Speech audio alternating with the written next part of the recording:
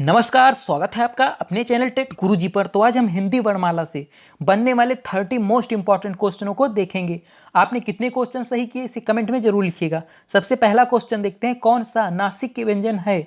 खष्टी सा, ग, ज या फिर इया? तो इसका राइट आंसर हो जाएगा ऑप्शन डी। इया जो है ये नासिक व्यंजन है। वर्ग का अंतिम अक्षर जो होता है ये नासिक या फिर ऐसे अनुनासिक बोला जाता है। अगला क्वेश्चन देखते हैं, छा ध्वनि किस वर्ग के अंतर्गत आता है?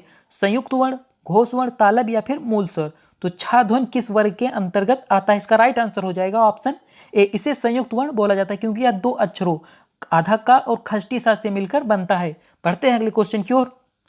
हिंदी दिवस मनाया जाता है 10 अक्टूबर, 14 सितंबर, 14 फरवरी या फिर 10 नवंबर? तो इसका राइट आंसर हो जाएगा ऑप्शन बी। हिंदी दिवस जो है 14 सितंबर को मनाया जाता है। बढ़ते हैं अगले क्वेश्चन की ओर। भाषा की सबसे छोटी इकाई है स्वर, वर्ण, व्यंजन या फिर शब्द? तो इसका राइट आंसर हो जाएगा ऑप्शन बी। भाषा की सबसे छोटी इकाई वर्ण होती है। बढ़ते हैं अगले क्वेश्चन की ओर। हिंदी शब्दकोश में छा का क्रम किस वर्ण के बाद आता है? तो ऑप्शन है का, छा, जा या फिर त्रा? तो इसका राइट आंसर हो जाएगा ऑप्शन ए, या का वर्ण के बाद आता है। बढ़ते हैं अगले क्वेश्चन की ओर। निम्नलिखित में कौन सी भाषा देवनागरी लिपि में लिखी जाती है? गुजराती, मराठी, पंजाबी या फिर बांग्ला? तो इसका राइट आंसर हो जाएगा ऑप्शन बी। मराठी भाषा जो है देवनागरी लिपि में लिखी जाती है। इसके अलावा हिंदी, संस्कृत और नेपाली भाषा को भी देवनागरी लिपि में ही लिखा जाता है। बढ़ते हैं अगले क्वेश्चन की ओर। निम्नलिखित में कौन सा महाप्राण वर्ण है? या, था, का या फिर चा? तो महाप्राण क्या होता है? प्रत्येक वर्ग का दूसरा और चौथा वर्ण महाप्राण होता है। तो यहाँ पे इसका राइट आंसर हो जाएगा ऑप्शन बी। था जो है ये महाप्राण है। बढ़ते हैं अगले क्वेश्चन की ओर। हिंदी भाषा में मूलतः वर्णों की संख्या कितनी मानी गई है? 50, 51, 52 या फिर 53? तो इसका राइट आंसर हो जाएगा ऑप्शन सी, 52। बढ़ते हैं अगले क्वेश्चन की ओर। निम्नलिखित में कंठ ध्वनि कौन सी है? कंठ के द्वारा किनका उच्चारण होता है? का, खा, चा, जा, या, रा या फिर टा, ठा? तो इसका राइट आंसर हो जाएगा ऑप्शन ए। का वर्ग जो है इनका उच्चारण कंठ के द्वारा होता है। बढ़ते अगले क्वेश्चन की ओर।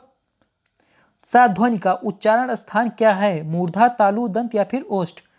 तो इसका राइट आंसर हो जाएगा ऑप्शन बी। सा ध्वनि का उच्चारण स्थान जो है तालु है। इसके अलावा चा वर्ग और छोटी ई, बड़ी ई, या और सा, इनका उच्चारण जो है इन सभी का उच्चारण तालु के द्वारा होता है। बढ़ते हैं अगले क्वेश्चन की ओर। निम्नलिखित में महाप्राण व्यंजन कौन सा है? ये क्वेश्चन सुपर टेट 2019 में आया था। तो महाप्राण प्रत्येक वर्ग का दूसरा और चौथा अक्षर या फिर जिनका उच्चारण करते समय मुख से निकलने वाली श्वास की मात्रा अधिक हो। तो इसका राइट आंसर हो जाएगा ऑप्शन बी। बढ़ते हैं अगले क्वेश्चन की ओर। हिंदी भाषा में कितनी बोलियां हैं? 10, 25, 18 या फिर 22? तो इसका राइट आंसर हो जाएगा ऑप्शन सी। बढ़ते हैं अगले क्वेश्चन की ओर।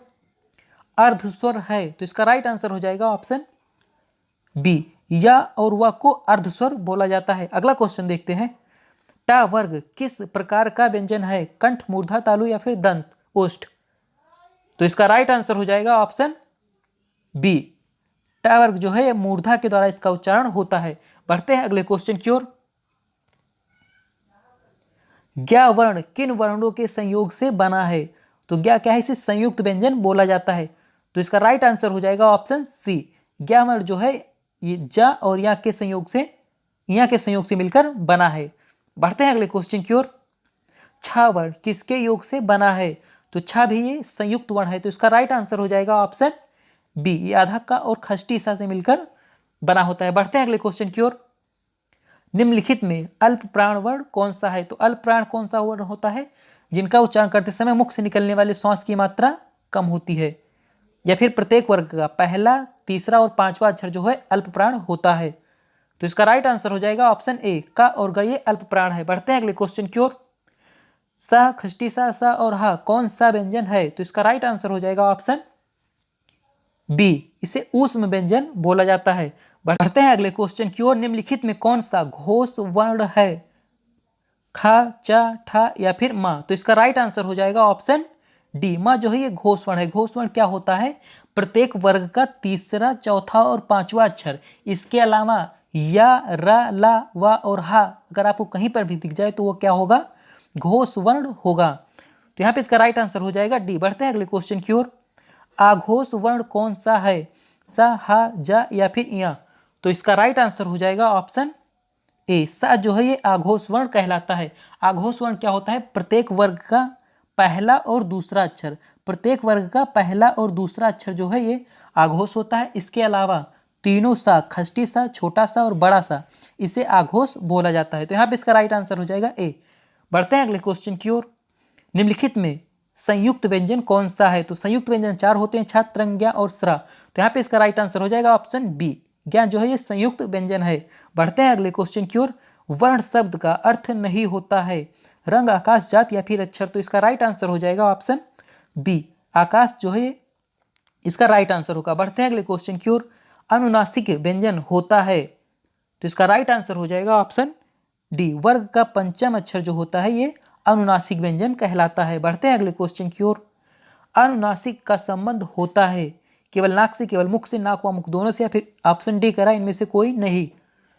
तो इसका राइट आंसर हो जाएगा ऑप्शन सी। बढ़ते हैं अगले क्वेश्चन की ओर। ई का उच्चारण स्थान क्या है? कंठ, मूर्धा, ओष्ठ या फिर तालु। तो इसका राइट आंसर हो जाएगा ऑप्शन डी। ई का उच्चारण स्थान जो है तालु है। इसके अलावा चा वर्ग तथा छोटी ई, बड़ी ई और या और सा, इनका उच्चारण स्थान जो है तालु होता है। बढ़ते हैं अगले क्वेश्चन की ओर।